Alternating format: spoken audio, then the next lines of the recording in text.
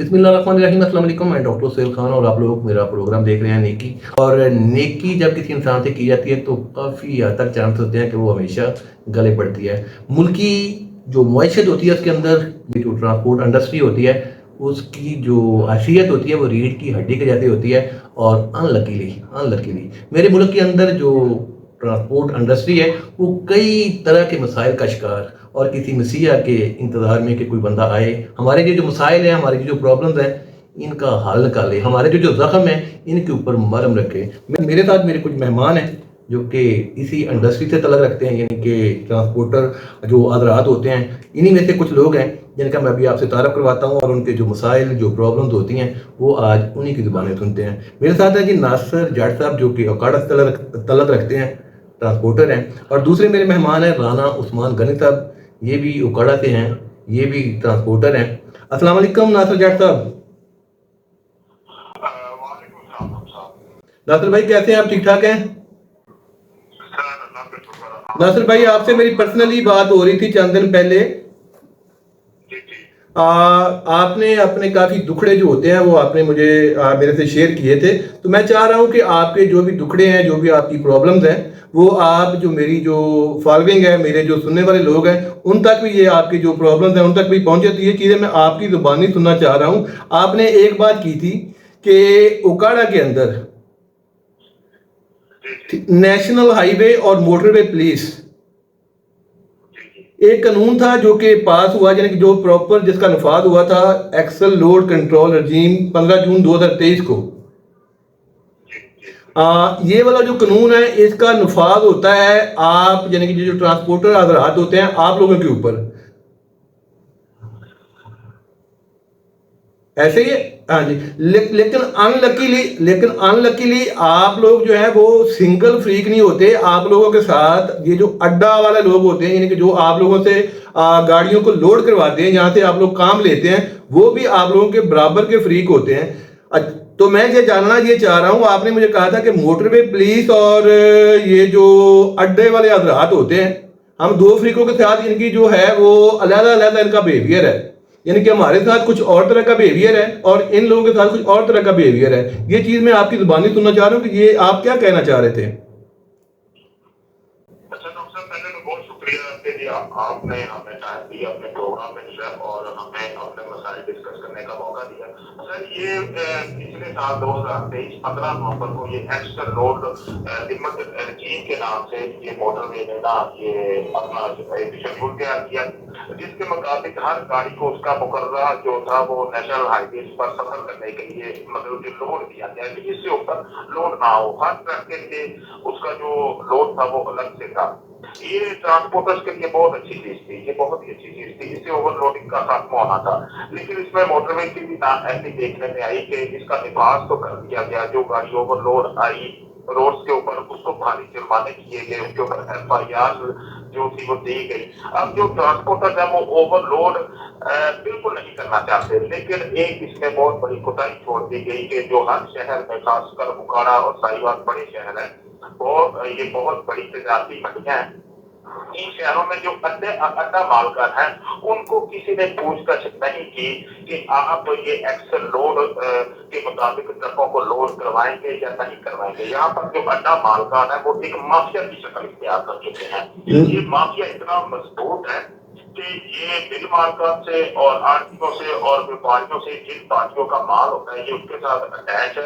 उनको ये कहते हैं कि जी हम आपको कम किराए में ज्यादा माल आपका लोड करवाएंगे। देखिए एक पार्टी का जो लोड है या उसके पास कोई इतनाज है, कुछ स्क्रैप है, कोई भी चीज है ट्रांसपोर्ट करने वाली कोई मशीनरी है, उसको अगर कम किराए में गाड़ी मिल जाए और वो अपना माल पहुंच के पाए लेकर, तो वो गाड़ी वाले ने जाना है ना, जाना है। देखिए 1200 किलोमीटर है कराची। नासिर भाई मैं आपको यहाँ पे मैं थोड़ा सा रोकना चाह रहा हूँ, मैं एक चीज और क्लियर करना चाह रहा हूँ। अच्छा देखें, आप जब लोडिंग करते हैं ये कानूनन तो जुर्म है, जुर्म है। जब आप ये जुर्म करते हैं, आप ओकाड़ा से चलते हैं कराची जाते हैं, तो ओकाड़ा से लेके कराची तक कोई बंदा आपको ऐसा नहीं मिलता कि जो इस होते हुए जुर्म को रोके। इसमें मोटरवे खड़ी है। अगर आप जीटी रोड पे सफर करते हैं, मेन रास्ता है जीटी रोड, उसमें जगह जगह मोटरवे खड़ी है। वो इतना ही पूरा सलूक करते हैं। मैं सिर्फ इसी बात की क्लैरिटी चाह रहा हूँ। सलूक तो अपनी जगह पे रह गया ना, चलो बुरा सलूक किया, सारी बात है, आपने वायलेशन की, आपके साथ बुरा सलूक हुआ, लेकिन मैं उसको भी गलत कह रहा हूँ कि रोड के ऊपर ऐसा नहीं होना चाहिए। मैं सिर्फ ये जानना चाह रहा हूँ कि जब गाड़ी ने, यानी कि आपने एक जुर्म किया है और आप ओकाड़ा से कराची तक जाते हैं, आपको तो ओकाड़ा से बाहर ही नहीं निकलना चाहिए। आप जो भी कानून नाफिज करने वाले अदारे होते हैं वो तो फौरन आपको वहीं पे लॉक करें। तो जब आप कराची पहुंच जाते हैं तो इसके अंदर तो जारी बात है, कोई थर्ड पार्टी भी इन्वॉल्व होगी। जी डॉक्टर साहब, बिल्कुल, क्योंकि यहाँ पर जो अड्डे है ना, वो ऐसे लोड लिमिट के मुताबिक लोड देते ही, अगर कोई गाड़ी मांगती है तो उसको मेरे सवाल का जवाब नहीं मिला। मैं इस चीज के ऊपर बाद में आता हूँ।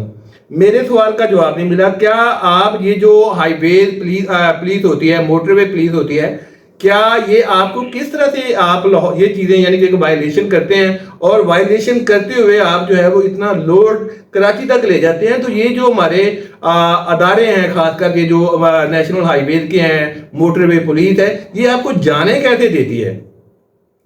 सर, ये जाने इस तरह देते हैं कि ये FIR जो है ना वो कम दे रहा है। अगर FIR हो जाए तो गाड़ी उस वक्त बंद हो जाती है, उसका माल उतरवा दिया जाता है, फेंक दिया जाता है। जिस तरह ये जुर्माने करते हैं भारी। अच्छा, ड्राइवर क्या करते हैं या ट्रांसपोर्टर क्या करते हैं, वो जितने वो जुर्मानों का हिसाब बता देते हैं, रास्ते में इतने हो जाएंगे। अब जाते जाते 35 से 40 हजार जुर्माना नॉर्मल है, मैं आपको बताऊं। तो क्या कभी आपको पर्सनली भी लेन देन का कभी कोई ऐसा कोई मौका या यानी कि ऐसा कोई मिला है कभी ऐसा कि कोई बंदा आपको कह रहा हो कि यार चलो ठीक है, आप ये जो है वो इंदराज वगैरह इसको हम छोड़ते हैं, कोई लेन देन करो, मैं आपको जो है वो आपको फ्री हैंड देता हूँ, आप कराची पहुंच जाए, कभी ऐसा हुआ? नहीं, मोटरवे पुलिस में ऐसा कम है, लेकिन कुछ कांटे हैं ये जैसे पतोकी पे है, तो ये नेशनल हाईवे अथॉरिटी के अंदर आता है। तो यहाँ पे वो काउंट वगैरह होते हैं, वो कहते हैं कि पैसे दे दे और गाड़ी ना कांटे के ऊपर से ना गुजारे, मतलब आपकी गाड़ी का व्हील नहीं होगा, व्हील चेक तो बाइक से ऐसा हो जाता है। लेकिन ये बहुत रियल चांसेस है जो इसमें मोटरवे जो है वो भारी जुर्माने करती है, जुर्माने अदा करती करती गाड़ी कराची पहुंच जाती है। अगर FIR दो ना, गाड़ी उधर ही रोक ली जाए। ठीक हो गया, कोई ना ओवरलोडिंग करे। ठीक हो गया। मैं राणा उस्मान गनी साहब आपसे कुछ चीजें पूछना चाह रहा हूँ। आपने मुझे एक बार कहा था कि देखें, हमें ये जो एक्सल लोड कंट्रोल रजीम है, इसके अंदर हमें कुछ यानी कि एक लोड की एक लिमिट जो है वो हमारे लिए एक जो है वो तय कर दी हुई है कि आप इससे ज्यादा लोड नहीं हटा सकते, यानी कि नहीं लेके जा सकते। लेकिन हमारे साथ हो ये रहा है कि हम लोग उतना लोड जितना हमारे लिए उन्होंने रिकमेंड किया हुआ है, उतना लोड तो एक आम गाड़ी यानी कि जो मजदा टाइप छोटी गाड़ी होती है वो भी उठा के ले जाती है। तो फिर हमारे साथ ज्यादती ये हो रही है कि दुनिया यानी कि जो व्यापारी हजरात होते हैं वो ज्यादा प्रेफर करते हैं मजदा को। तो इस वजह से हमारा जो माली नुकसान होता है, आपका क्या ख्याल है कि ये जो कानून है गवर्नमेंट का, आपके नजदीक ठीक है? बहुत शुक्रिया जनाब। सर, हमें जो एक्सल लोड का जो मसाइल है ये सारे पाकिस्तान में ऐसे चल रहा है। हमारी जो 10 गाड़ी है ना, जो 3 एक्सल गाड़ी है जी, 10 गाड़ी को एक इशू बना लेते हैं मोटरवे पे और नेशनल हाईवे पे के और मसले को चेक नहीं करते, 10 को चेक करते हैं। अच्छा, गाड़ी जाती है, इसको माली जुर्माना भी करते हैं और इसके ऊपर FIR भी दे देते हैं। खाली चेकिंग 10 के लिए है और मसले के लिए, सैंपल के लिए कोई चेकिंग नहीं है। सही। यहाँ पे मैं आपको रोकता हूँ। छोटी सी बात का मेरा आपने एक और जवाब देना है कि आप लोग तो ये जो एक्सल लोड कंट्रोल रजीम कानून आपके ऊपर तो ये नाफिज हुआ है, आप इसके मुताबिक एक लोड जो है वो गाड़ी के ऊपर लोड कर सकते हैं। क्या ये जो कानून है, ये जो मर्दा मालकान होते हैं उनके ऊपर लागू नहीं होता? उनके ऊपर भी लागू है, मगर वो कानून की एहतराम वो कानून का नहीं करते। हमारा जो 10 का वेट है, ये खाली गाड़ी का 13 टन है और 14 टन हमें लोड करना पड़ता है। ये 14 टन जो मद्दा और सैंपल है ये उठा देता है। वो मानने की रोटी चल रही है, वो तो कह रहे थे ये। चले, मैं ज्यादा क्योंकि इसमें ज्यादा बारीकी में नहीं जाना चाह रहा। नासिर जाट साहब, एक मेरी ये चीजें समझ में आती हैं, जब ये कानून नाफिज हुआ, इसके अंदर 2 फरीक होते हैं ना। एक फरीक तो ट्रांसपोर्टर हजरात होते हैं, जैसे एक दुकानदार होता है उसके पीछे एक होलसेलर होता है, ऐसे ही है ना? जी, जैसे इसी तरह बिल्कुल जैसे ये ट्रांसपोर्टर हज़रात होते हैं, इनके साथ भी बिल्कुल लिंक्ड होते हैं यानी अड्डे वाले। जी बिल्कुल। अड्डे वाले जो है वो गाड़ियों वाले को यानी कि ट्रांसपोर्टर लोग जो होते हैं उनके बगैर अधूरे हैं, और ट्रांसपोर्टर जो है वो अड्डे मालकान यानी कि अड्डा मालकान जो होते हैं उनके बगैर अधूरे हैं, यानी कि दोनों का कारोबार, दोनों का बिजनेस एक दूसरे के ऊपर डिपेंड कर रहा होता है। जी ठीक हो गया। अच्छा, ये जो चीज़ है जब ये कानून नाफज हुआ तो ये दोनों फरीकों के ऊपर होना चाहिए, जैसे कि ये आप लोग पाबंद हैं कि आप जब ओवरलोडिंग करेंगे तो आप वायलेशन के जुमरे में आते हैं, तो जब यही चीज जो है वो अड्डा मालकान जो है होते हैं वो आपसे ओवरलोडिंग करवाते हैं, तो क्या वो वायलेशन नहीं करते, उनके ऊपर ये जो जुर्म है उनके ऊपर लागू नहीं होता? आपका क्या ख्याल है?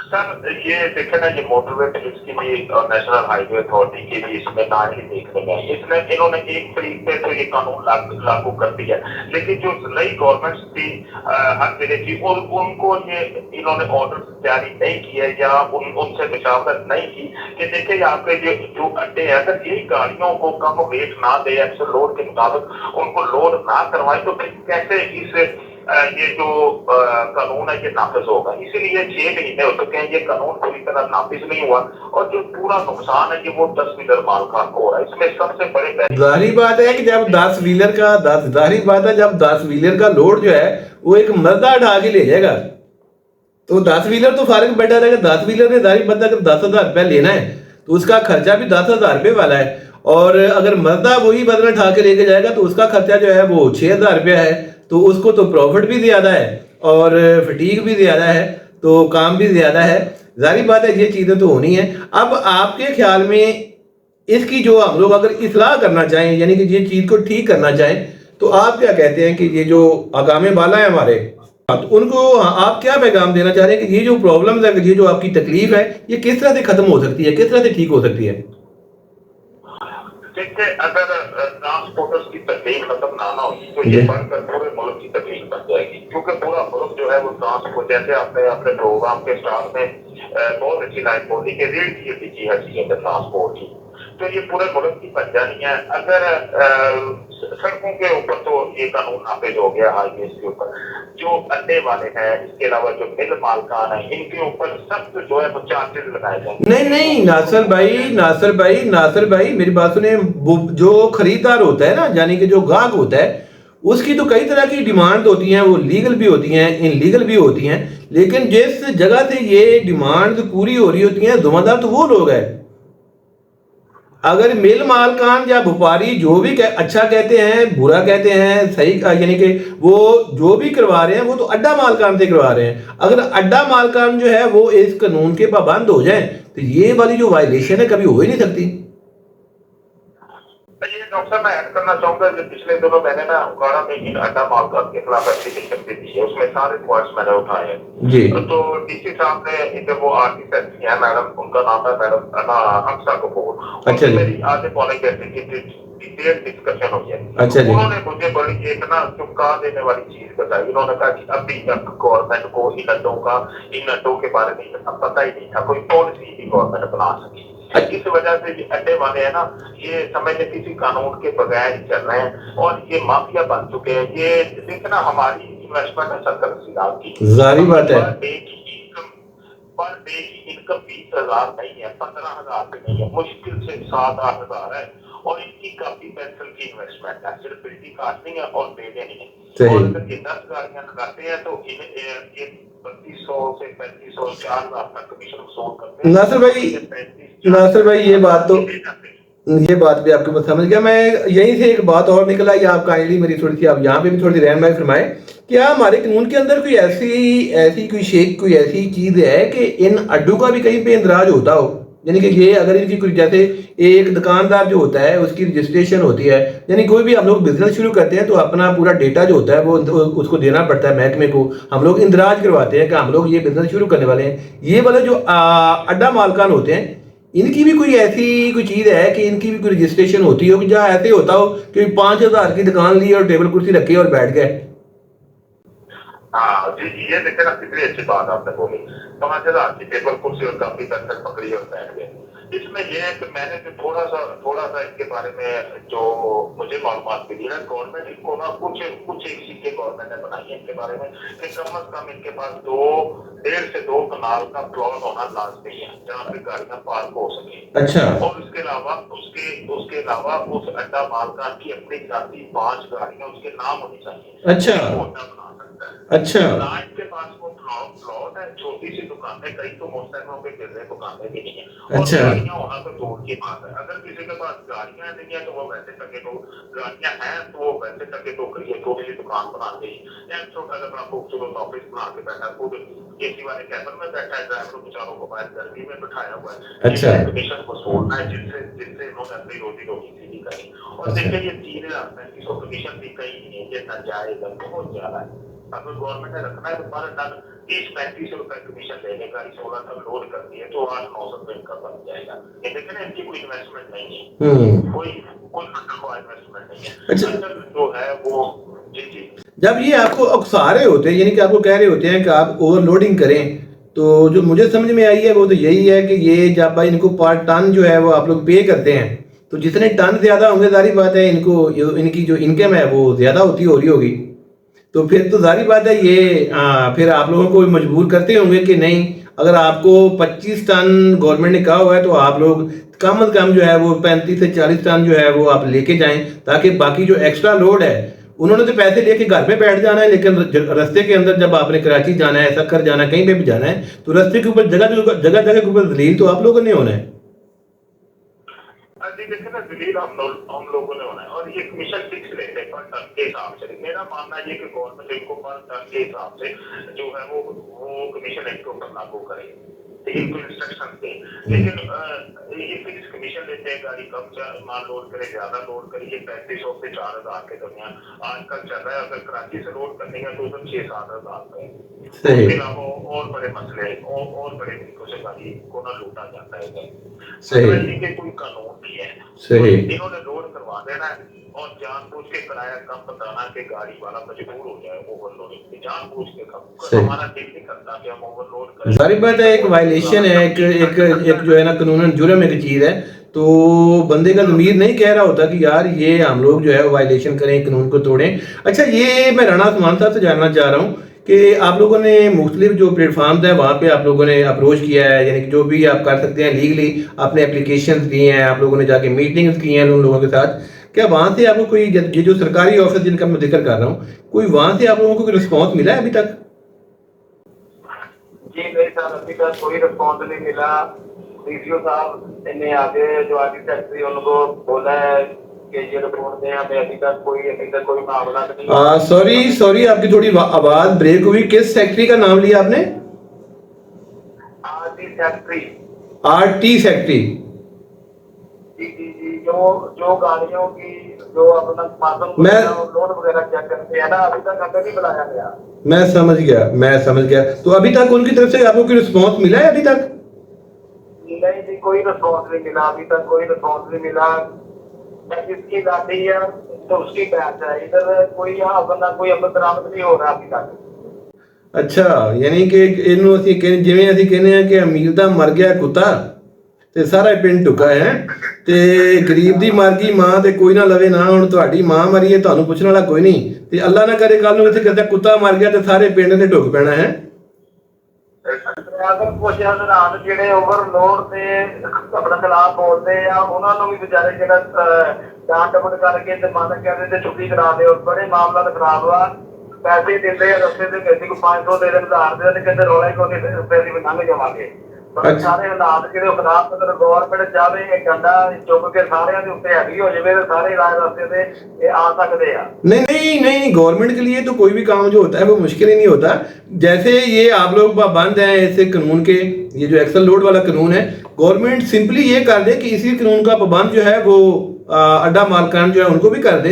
और दूसरा ये कि एक प्रॉपर वे जो होता है, यानी कि जो रजिस्ट्रेशन होती है, जो रिक्वायरमेंट अभी जट साहब ने मुझे बताया कि अगर आपने ट्रांसपोर्ट गुड्स का अड्डा आपने बनाना है तो उसकी 2 कनाल जगह आपको चाहिए होती है, प्लस जो भी चीज़ें जो उनकी रिक्वायरमेंट महकमे की होती है उनको पूरा करना होता है। जब ये गवर्नमेंट जो है वो इस लेवल पे आ जाएगी, उनको चेक करना शुरू कर देगी, उनकी रजिस्ट्रेशन जो है वो होना शुरू हो जाएगी और इस कानून का पाबंद बना देगी, तो फिर मेरा नहीं ख्याल कि आप लोगों के साथ ये कभी ऐसी ज्यादती कभी होगी। फर्क बाबू प्रॉब्लम यहाँ पे ये है कि इस कानून को एक फरीक के ऊपर तो लागू कर दिया है, यानी कि जो ट्रांसपोर्टर हजरात हैं उनको उनके ऊपर तो इस कानून को लागू कर दिया हुआ है, लेकिन जो दूसरा फरीक साथ जुड़ा हुआ है इसी इंडस्ट्री के साथ, वो उसको फ्री हैंड दिया हुआ है, उसको सरपरस्ती मिली हुई है। तो जट साहब आप मजीद कुछ कहना चाहेंगे? अच्छा, मैं ना डॉक्टर कहना चाहता हूँ कि इस बारे में ना हमने यूनियन भी बनाई। अच्छा। यूनियन बना के भी हमने ठीक थी। अब यूनियन में भी वो लोग ही इतने तेज है, मैं इसलिए इनको माफिया नहीं कहता, मैं किसी वजह से कह रहा हूँ, इतने तेज है, इनको समझ आ जाती है, क्योंकि हम बैठते उठते इन्हीं लोगों में हैं, हमारा लेन देन इन्हीं लोगों से चलता है, इनको समझ आ जाती है ट्रांसपोर्टर क्या करने वाले। अच्छा। अगर हमने यूनियन का सोचा तो उन्होंने भागकर यूनियन बना ली, भागकर ट्रांसपोर्टरों की यूनियन में शामिल हो गए, क्योंकि बहुत सारों की अपने ट्रक भी, ठीक है। अब से हमारी कारा की यूनियन देखिए, इसको 6-7 महीने हो गए, लेकिन इनकी ना ऐसी कह लें, इनकी नाकामी कह लें, या ये काम करना नहीं चाहते, अभी तक इन्होंने एक्सेल लोड पे काम नहीं किया। इनकी कोई अपनी मंतक है, ये को अपना ही फार्मूला निकाल के चल रहे हैं जो। अच्छा, वैसे मेरा मेरा आप लोगों को मशवरा है, ट्रांसपोर्टर हजरात जो होते हैं उनका ट्रांसपोर्टर की यूनियन के अंदर, यानी कि ये जो यूनियन होती है वो ट्रांसपोर्टर की होनी चाहिए। अड्डा मालकान जो होते हैं अगर वो चाहें तो वो अपनी यूनियन बनाएं। ये बहुत चीज बहुत अच्छी बोली हाँ जी, जी। हाँ जी। मतलब ये तो जहाँ पे जब आप लोग ये चीज करेंगे ना, यानी कि ये चीजों को आप मिक्स करेंगे तो फिर उसका रिएक्ट आएगा, यानी कि उनका रिएक्शन होगा। जाहिर बात है, आप ट्रांसपोर्टर हजरात हैं, आपके बेनिफिट जो हैं वो आपके और तरह के हैं, आपके जो मसाइल हैं वो और तरह के हैं, और वो जो अड्डा मालकान है उनके जो बेनिफिट्स हैं वो और तरह के हैं, उनके मसाइल कुछ और तरह के हैं, आपकी मसाइल ज्यादा हैं। हाँ जी। देखिए ना, आपने कितनी अच्छी बात बोली है, लेकिन ये मैं इसलिए इनको माफिया कह रहा हूँ कि थोड़ा सा समझ लें, जो ट्रांसपोर्टर है वो देसी किस्म के लोग हैं, बड़े इनके भी ज्यादा नहीं है। लेकिन हमने आपको अप्रोच किया, माशाल्लाह आपको उसका जरिए आपने बहुत अच्छा रिस्पॉन्स किया, और फौरन हमें आपने ना अपने प्रोग्राम में भी अपने मसाइल डिस्कस करने का मौका दिया। ट्रांसपोर्टर बेचारों को इन चीजों का पता नहीं है, वो इनके हाथ में ना वो कठपुतली इतना बने हुए हैं, और ये लूट रहे हैं ट्रांसपोर्टर्स को, ये महकमे को नुकसान पहुंचा रहे हैं। मैं मोटरवे और नेशनल जो हाईवे अथॉरिटी है, बिल्कुल, उनकी पूरी तरह सपोर्ट में हूं, बहुत अच्छा कानून है। यानी कि इन लोगों की जो अभी आपकी जो बातें हैं उनसे मैं यही समझाऊं कि कार्य ये रहे हैं, और बाहर मेरे महकमे रहे हैं, यानी कि हाईवे पुलिस और मोटरवे पुलिस, यानी कि जुर्म इनका है, और मशकूक जो है वो महकमे हो रहे हैं कि यार उनकी सरपरस्ती में ये सारा कुछ हो रहा है। हाँ बिल्कुल बिल्कुल, शायद लोग ट्रांसपोर्टर समझते हैं, देखा आम जो ट्रांसपोर्टर होता है वो देसी किस्म का होता है, वो कहते हैं कि सारे मिले हुए, सारे मिले हुए। मैं आपको ये बताऊं, अभी भी आज भी कल भी गल्ला मंडी जो उखाड़ा है जमालपुर रोड पे, उधर से 10 व्हीलर गाड़ी 50 से 55 टन माल लेकर जा रही है वो कराची। वो नेशनल हाईवे पे जाए या मोटरवे पे जाए, वो कैसे जा सकती है? वो लेन देन करते हैं तो फिर जाती है ना, उनको मोटरवे वाले और ये अपना पंजाब पुलिस वाले हैं ये उस गाड़ी को बंद करके उसका माल उतरवा दे, फिर अब बरामद हो सकता है। डॉक्टर आसमान साहब, मैं आपसे एक ना दरख्वास्त करना चाह रहा हूँ, आप लोगों को ये जो करने वाले काम है, बाकी जो महकमे जो इन लोगों को देखते हैं, मैं उनसे भी रिक्वेस्ट करूंगा, इनके ऊपर अपील करूंगा अपने इसी प्लेटफॉर्म से, आप लोगों के जो करने वाले काम है वो आप ये करें कि जब आप लोग किसी अड्डे से निकलते हैं, लोड करते हैं गाड़ी का, यानी लोड लेके निकलते हैं, तो आपके पास किसी अड्डे की कोई रसीद होती है कि इस अड्डे से मुझे इतना लोड मिला है? जब आपके साथ ये यानी कि जब आप सफर कर रहे होते हैं तो कोई भी जो ऑफिसर होता है वो आपको रोकता है, तो आप लोग उनको वो वाली रसीद दिखाते हैं? बिल्कुल दिखाई जाती है, लेकिन ना देखें वो देखते हैं, वो कहते हैं कि गाड़ी आगे के रोड के ऊपर, ठीक है ना, तो हम तो किसी को अब उकाड़ा से गाड़ी निकली है, वो हैदराबाद जाके उसको मोटरवे वाला पकड़। मेरा ख्याल है कि जब कोई भी ऑफिसर जब आपको फाइन कर रहा होता है ये इस जुर्म के ऊपर, इस वायलेशन के ऊपर, कि आप ओवरलोडेड गाड़ी जो है वो रोड के ऊपर लेके जा रहे हैं, तो जो फाइन आप लोगों को होता है, यानी कि जो जुर्माना आप लोगों को होता है, वो बराबर अगर अड्डा मालकान जो है उनको भी होना शुरू हो जाए तो शायद ये वाली जो प्रॉब्लम है काफी हद तक कम हो जाए। क्या ख्याल है? अगर इनको उसमें भी बराबर फाइन होना शुरू हो जाए तो यकीन करें कि अड्डे का काम करना ही छोड़ दिया। मैं अभी तो लोड हो सकता है जी अब हमें जानबूझ कर ये एक्सेल लोड का जो बनाया था राणा साहब ने नाम लिया 50 से 55 टन। हाँ तो जो 10 मीटर को एक्चुअल वजन डालना चाहिए ना वो सिर्फ 15-16 टन है और 45 से 50 55 टन 100 उसमें डाला जाए। नासिर साहब, मैं क्योंकि हम लोगों का जारी बात है, हम लोग फील्ड में होते हैं, हमारा काम भी है, हर जगह के ऊपर हमने चेक करना होता है, रिपोर्ट लेनी होती है, हर जगह के ऊपर हमने पहुंचना होता है। अगर हम मादी को देखते हैं तो मादी के अंदर बहुत सारे हादसा जो है वो इस तरह के हुए हैं कि जिनके अंदर बहुत बड़े बड़े नुकसान हुए हैं, बल्कि यहाँ तक कि एक दूल्हा जो है वो अपनी बेगम को लेकर जा रहा था पूरी फैमिली समेत, और उसकी जो टक्कर हुई किसी लोडर गाड़ी के साथ टक्कर हुई, और पूरी की पूरी फैमिली जो है वो वहीं पे जो है वो सारी की सारी खत्म हो गई। और इस तरह के हादसा एक नहीं हर रोज होते हैं। और इसके पीछे जो मेरे नजदीक जो मैं समझता हूँ, जब गाड़ी ओवरलोडेड होती है तो उसका जो कंट्रोल होता है काफी हद तक ड्राइवर के कंट्रोल में भी नहीं होता। जारी बात है कि इतना ज्यादा वजन गाड़ी लेके चल रही है, एक ड्राइवर जो है वो ब्रेक भी लगाता है तो उसके टायरों को रुकते रुकते कम से कम जो है वो 30 फुट 40 फुट वहां पे जाके वो जो टायर होते हैं वो ब्रेक करते हैं। तो ये एक बड़ी वजह है। अगर इन चीजों को रोक लिया जाए तो ये जो चीजें होती हैं हादसा, इनसे भी बचा जा सकता है। और इसके बाद ये जो हाईवेज यानी कि जो हमारे खासकर जो सड़कें होती हैं, मैं देखता हूँ क्योंकि आना जाना रहता है हमारा, खड्डे पड़े हुए हैं, टोए पड़े हुए हैं, टूटी फूटी हैं बहुत ज्यादा। ये जो ओवरलोडेड गाड़ियों का सड़कों के ऊपर गुजरना, बात सड़कें इस तरह की होती है कि उनकी कैपेसिटी, उनकी जो हिम्मत होती है वो इस लेवल की नहीं होती कि उनके ऊपर इतनी हैवी किस्म की गाड़ियां गुजरे। जब उनसे ऊपर से गाड़ियां इतनी हैवी गुजरती हैं, उन सड़कों की जो कैपेसिटी होती है वो थोड़ी होती है, यानी कि कमजोर होती हैं, तो वो फिर सड़क अभी बने 6 माह हुए होते हैं, वो सड़क जो होती है वो तो बिल्कुल खंडर बन जाती है। ये भी इसका सबब है। यानी कि अगर सिर्फ हम इस कानून को कंट्रोल करते हैं तो ये काफी हद तक जो हमारे मसाइल हैं, जैसा कि हादसा से बचना, वो भी खत्म हो जाते हैं, ठीक हो जाते हैं। सड़कों का आए दिन टूटे रहना, वो भी काफी हद तक ठीक हो जाते हैं। और सबसे बढ़कर ये कि गाड़ी के साथ भी जारी बात है, आप लोगों की इतनी बड़ी इन्वेस्टमेंट होती है, 80-90 लाख रुपया लगाना या करोड़ रुपया लगाना, फिर गाड़ी लेना, इतनी बड़ी इन्वेस्टमेंट होती है। और कोई बंदा भी नहीं चाह रहा होता कि उसकी जो इन्वेस्टमेंट है वो रिस्क में जाए। और जब आप अपनी गाड़ी की जो कैपेसिटी या हिम्मत है उसके मुताबिक उसके ऊपर लोड डालेंगे तो आपकी गाड़ी यानी कि आपकी जो इन्वेस्टमेंट है वो भी सेफ है। नासिर भाई, इंशाअल्लाह ताला मैं बहुत जल्दी आप लोगों को काड़ा में भी विजिट करूंगा, और इंशाअल्लाह ताला आप लोगों को मैं सरगोदा में भी आप लोगों को विजिट करूंगा।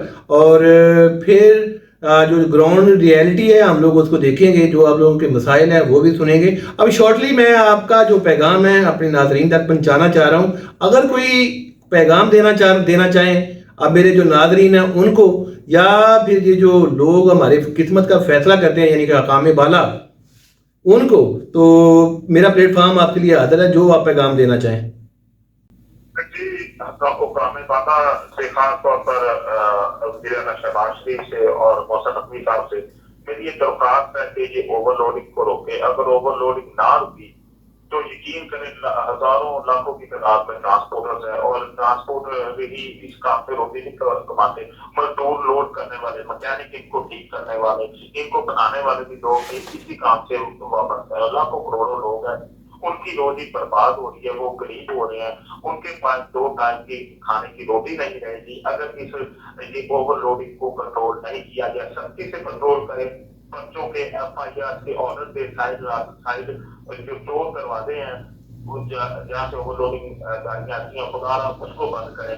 अगर आप नहीं करेंगे तो ये गाड़ियाँ सड़कों पर चलती नजर नहीं आएगी, बल्कि सड़कों के किनारे खड़ी हुई नजर आएंगी। अल्लाह ताला कभी ये वाला वक्त ना आए हमारे ऊपर। उस्मान गनी साहब, मैं आपसे भी यही रिक्वेस्ट करूंगा कि अगर आपकी अपना पैगाम जो है वो मेरे नाज़रीन के लिए या हकाम बाला के लिए आप छोड़ना चाहें तो प्लेटफॉर्म हाजिर है। सर, यही पैगाम है, हमारा एक ही झंडा है, और जो मोटरवे के मसाइल है, ओवरलोड के मसाइल है, ये आगे बंद करवाएं। अल्लाह ताला आप लोगों के लिए आसानियां फरमाए, और इंशाअल्लाह ताला मुझे अल्लाह के घर के ऊपर, अल्लाह के घर में बहुत ज़्यादा उम्मीद है। और ये जो हकाम बाला हैं चंद दिनों के बाद शायद उनको भी इस चीज़ का एहसास हो और वो आपसे खुद ही रब्ता करें और आपके जो भी मसाइल हैं वो आपके मुंह से आप वो सुने और इन मसाइल को हल करने का मौके के ऊपर ही आर्डर जो है वो आर्डर करें। अल्लाह ताला आप लोगों के लिए आसानियां फरमाए। तो नाज़रीन, ये जो हमारे ट्रांसपोर्टर हज़रात होते हैं, देखें, अगर आज मेरा किसान जो है वो खुशहाल है तो इन्हीं भाइयों की वजह से, यानी कि ये जो ट्रांसपोर्टर हज़रात है, ये जो ट्रांसपोर्ट की इंडस्ट्री है, इस इंडस्ट्री की वजह से। और आज मेरी ये जो मिल मालकान है, इंडस्ट्री जो है उसका पहिया चल रहा है, तो वो भी इन्हीं ट्रांसपोर्टर हज़रात की वजह से, यानी कि इसी ट्रांसपोर्ट की इंडस्ट्री की वजह से। और आज अगर मैं ताज़ा ताज़ा फल खाता हूँ, सब्जियां खाता हूँ, तो वो भी इन्हीं ट्रांसपोर्ट इंडस्ट्री और ट्रांसपोर्ट हज़रात की वजह से। तो नाज़रीन, ये जो लोग होते हैं बहुत ज़्यादा मासूम होते हैं। अगर इनका रहन सहन देखा जाए तो मेरा ख्याल कि इनका जो लाइफ स्टाइल इतना ज़्यादा तर्स वाला होता है कि बेचारे 8-8 दिन गाड़ी के अंदर इनका रहना होता है, गाड़ी के अंदर इनका सोना होता है। यानी कि ये जब कराची से लाहौर के लिए निकलते हैं तो कम से कम 8 से 10 दिन लगते हैं। और सोचिए जरा कि एक बंदा जो है वो 8 से 10 दिन एक गाड़ी के अंदर कैद है, तो उसका रहन सहन किस तरह का होगा। इतनी लंबी लंबी उसकी शेप होती है, मुंह दांत उसके बेचारे के गंदे हुए होते हैं। ये सब कुछ इसलिए कर रहे होते हैं कि ताकि हम लोग सेहतमंद रहें, हम लोग साफ रहें। और आज हमने इन लोगों का साथ ना दिया तो फिर शायद हम लोग जो है वो बाद में हमारे लिए ये वाली जो चीज़ है पछतावे का सबब बने। और ये वाली जो इंडस्ट्री है आज, जो कि एक दहाने के ऊपर खड़ी हुई है, बहुत ज़्यादा मसाइल के साथ जुड़ी हुई है, यानी जो है मसाइल जो है वो इन लोगों के साथ जुड़े हुए हैं। तो कल के ये वाले जो मसाइल हैं बहुत ज़्यादा गंभीर हो जाए। मुझे दें इजाज़त, मिलते हैं फिर इंशाअल्लाह ताला दोबारा। अल्लाह हाफिज़।